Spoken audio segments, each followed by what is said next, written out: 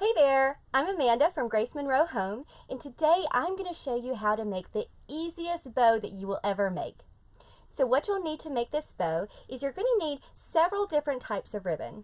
So I've got burlap. This is a 2.5-inch wired burlap ribbon. I've already cut my ribbons and they're about 9 inches. You're going to need different variations of ribbon. So this one's just a little bit smaller. It's 1.5 inch.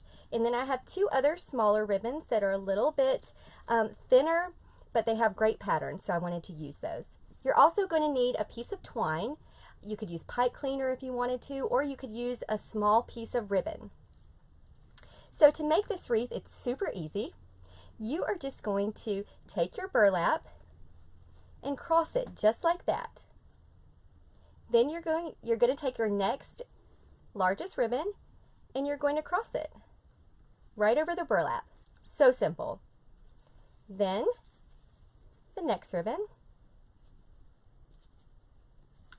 and you're just going to repeat that, and you can use as many ribbons as you want. Then when you have it how you want it, you're just going to take it and flip it over. And you've got your twine, so you're going to put your twine around it.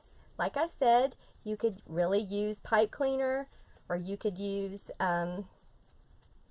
just a thin ribbon if you wanted to. And then you're just going to tie it in a knot.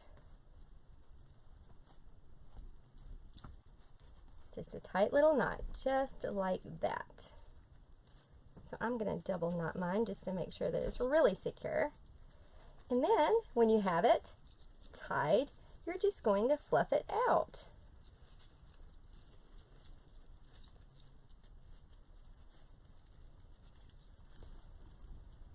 And then you have just a really cute, fun bow that you can put on a gift or a door hanger, or you could use it on a wreath. Really, there are so many ways that you can use this, and you could use any kind of pattern of ribbon and it would look really nice.